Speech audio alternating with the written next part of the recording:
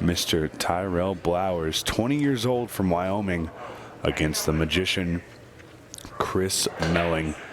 Stephen Wyatt joined alongside Mr. Adam Williams. Adam, how you doing? I'm good, Stephen. How you doing, mate? Thanks for having me. Well, I'm doing better than Tyrel is right now because he's had a tough first break. Cue ball going in, and Chris is going to go to work in the fashion that he goes to work in very quickly. Yeah, it's going to be an interesting contrast because watching Tyler, he shoots really well, but he's super steady, and I think he'll use a lot of the shot clock up. Versus, as we know with Chris, I think he was on a 5-second shot clock.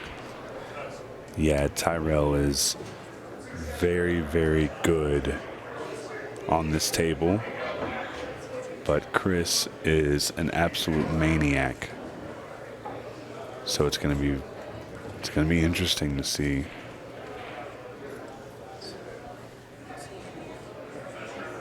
Chris here has got himself set up pretty well.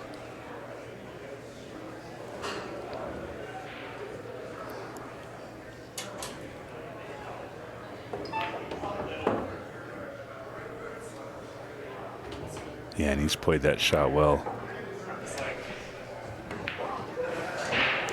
Chris looking to make a splash here in Colorado.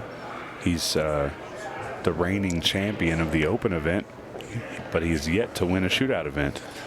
Yeah, he's come close a couple of times, but he's just been pipped to the post. Yeah, so loses to Jordan Shepard in the finals of the Kansas City Shootout. It's a lot of fun to watch somebody like that, and of course somebody who's experienced like Chris here. Chris is going to get a ball down here, and wow, that's a great spread for him. Yeah, this is really good. I didn't even get to see the 5-ball fly in. Cue ball almost fell, but it's going to be a phenomenal start here for Chris. Taking the stripes here.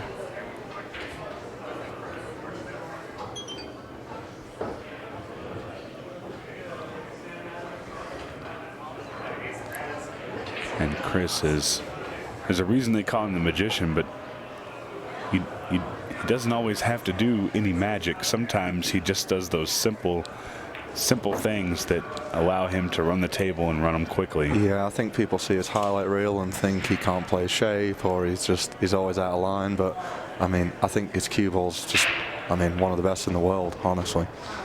Yeah, the guy has accomplishments a mile high, and that's something that Denver knows about is being a mile high, and Chris has got it.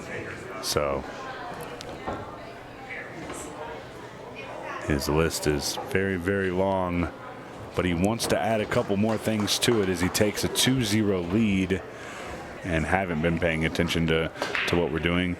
The grand finals in October of 2025, that's going to be an incredible event because that first place team is going to walk away with $100,000.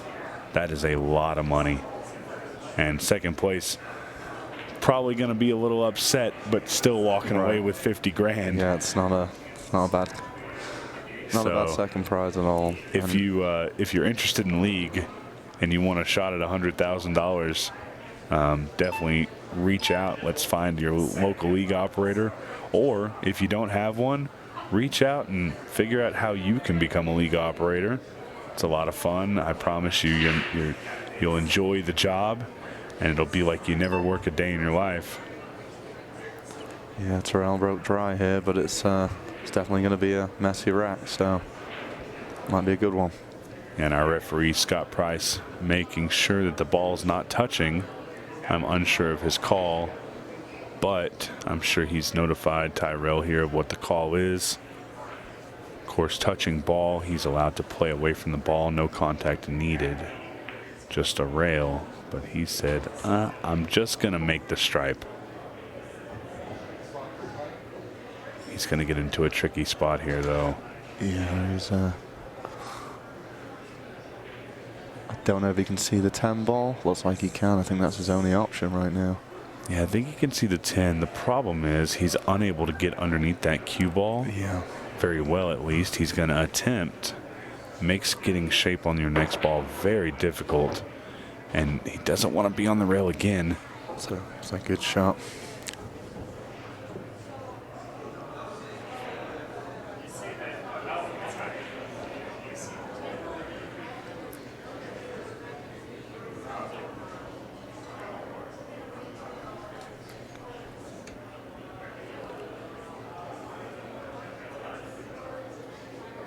And this is a big shot here.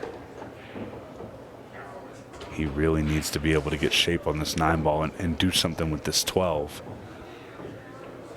Tyrel, a more than capable player, but yeah, I think he's looking at the breakout here as well. It's a big ask, and yeah, it's thin on the 9. I think the thing you have to be worried about here is how hard are you hitting it, where is it going, and could it possibly touch that 8 ball?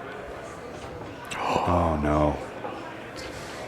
And he made a great shot. Unfortunately, the cue ball did not catch the point the way he thought it would. Right. Went right into the pocket. So Tyrel probably a little annoyed at that one. Yeah, I think he's feeling the pressure a little bit as well, which is understandable with the start Chris has had.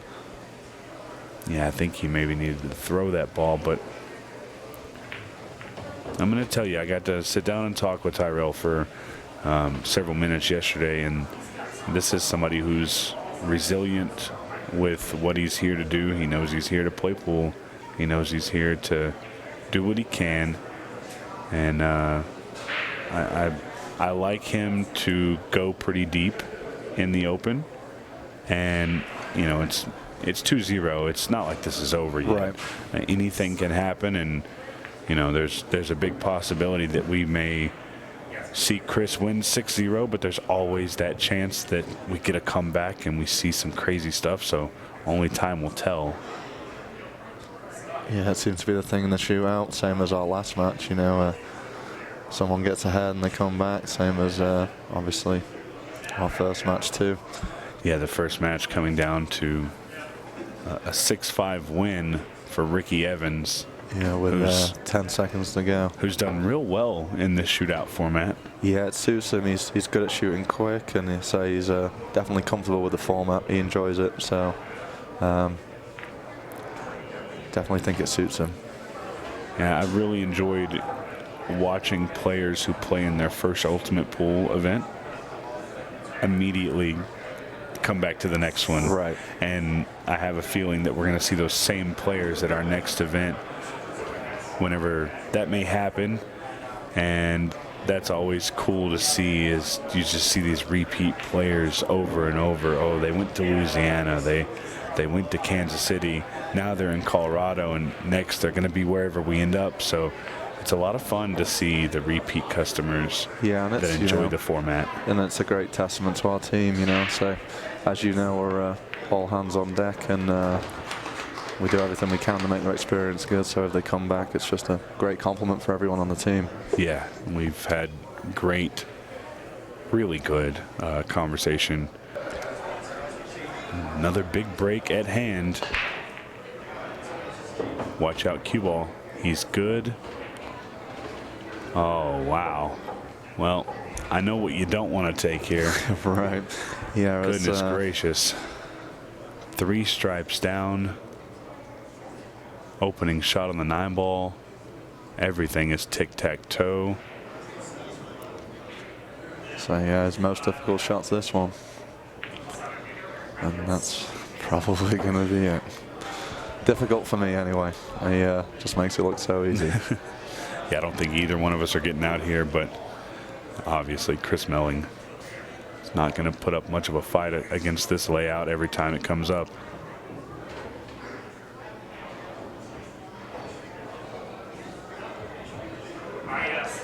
Could have maybe used a little bit straighter, but I mean, Chris does Chris things.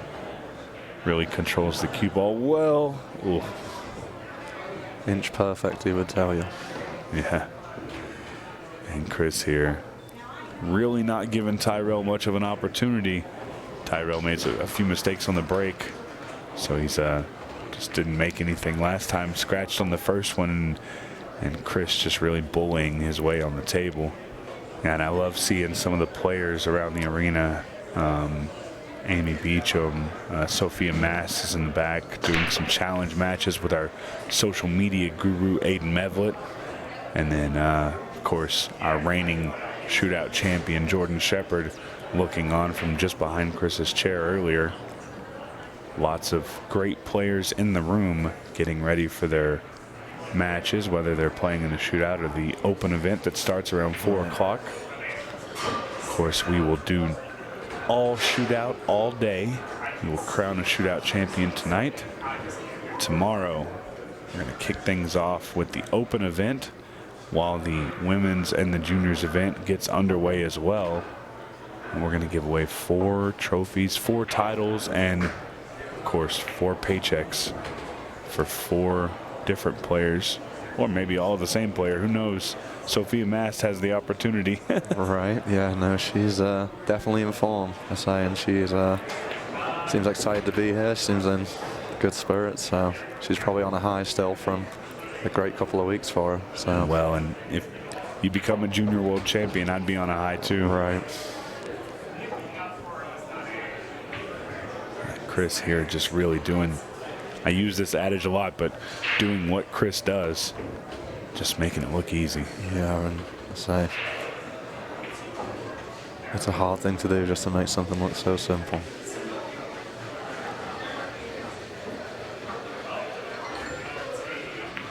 And you can't fight with that. So big lead here for Chris. There, you know, he's got his head held high. So he's definitely got the right mindset, and a dry break might help him out here. Yeah, and say, here's his chance. Big hill to climb, but it is climbable. As we see the mountains and the logo of the Colorado Shootout in the background.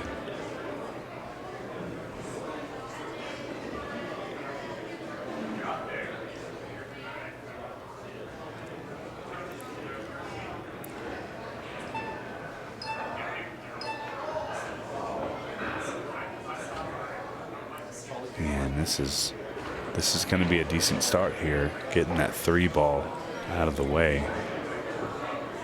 I don't know if he'll leave it for later and go back up the table, just because the 1 ball goes in the bottom right hand pocket as we're looking. Might be an easier way to get on it. Yeah, you're right. His 7 ball is another one that he's probably weary of, making sure that he gets the right shot on it. I don't think you want to shoot the 7 to get down to the 1. I think he wants to shoot the 4 and do something with the 7 now. I think this might be a mistake here. It's going to make it difficult to get the shape that he wants on that 1 ball. Yeah, I think he's looking at the 7 goes if he gets the right angle. Might be looking to... He's going to have to punch this forward, which on a slick table isn't always works out the best way you want it to. So it's just going to come down to execution and how well he can hit this ball.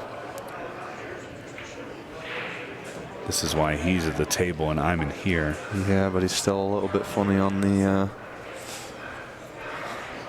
I suppose he's going to stun it up. Still a tricky little shot to make sure you're on the 3.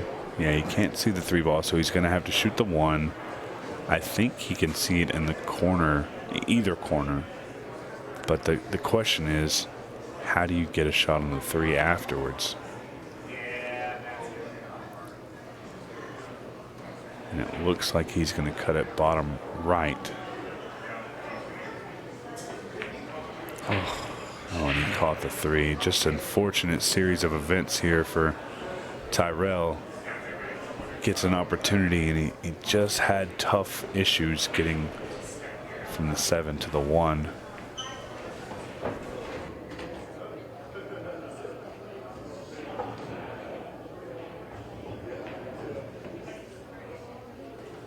Well, and this is a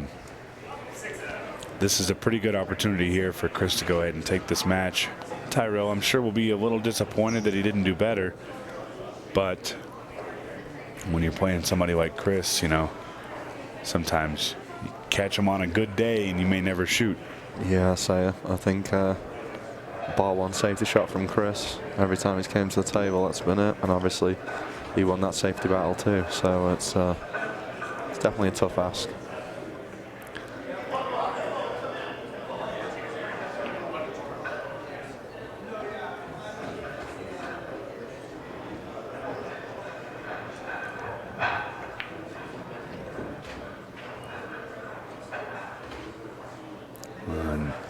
They say you can learn a lot about somebody by how they lose. And unfortunately for him, we're going to get to see how Tyrel does react to that loss, because Chris is going to win this match 6-0. But congratulations, Chris Melling taking down Tyrel Blowers in a really, really class match by Chris.